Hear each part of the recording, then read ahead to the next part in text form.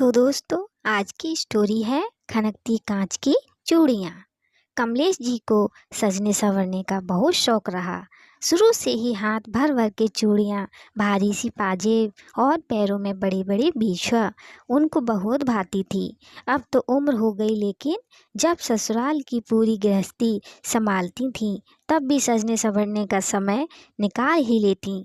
तीज त्योहार पर तो ऐसे चहकती कि घर की दीवारें भी बोल उठें। परिवार में हर कोई उनकी तारीफ ही करता। धीरे धीरे समय बीतता गया। घर में नई बहू बेटियां आ गईं। घर के ज़्यादातर लोग अब उनको अम्मा ही कहते थे।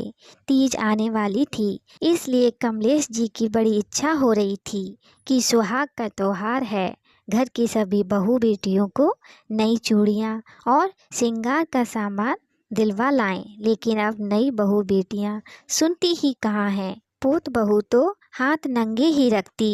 अम्मा मन महसूस के रह जाती। इधर घर में काम वाली बाई पूरे हाथ भर भर की चूड़ियाँ पहनकर पोंछा लगाती, तो अम्मा को उसकी चूड़ी की खनक बहुत अच्छी लगती। बर्तन मांजते समय भी उसके हाथों की चूड़ियों की खन खन अम्मा को बहुत सुहाती। परिवार के लोग तो अम्मा की बात सुनते ही नहीं थे।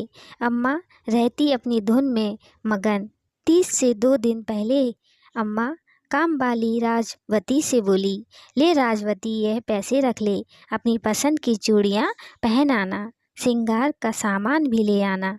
तीज के लिए शुभ होता है, जिसके भाग में है उसके लिए ही सही। राजवंती के तो चमन ही खिल गए।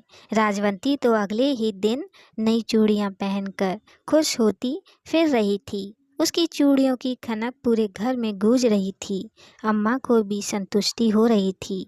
चलो, कोई तो सुन लेता है। अम्मा भी अपनी धुन में मगन, खुश। चलो, जिसके भाग का उसी को सही। हालांकि घर की महिलाएं थोड़ी सी चिढ़ गईं, क्योंकि उनका स्थान कुछ हद तक कामवाली ने जो ले लिया था।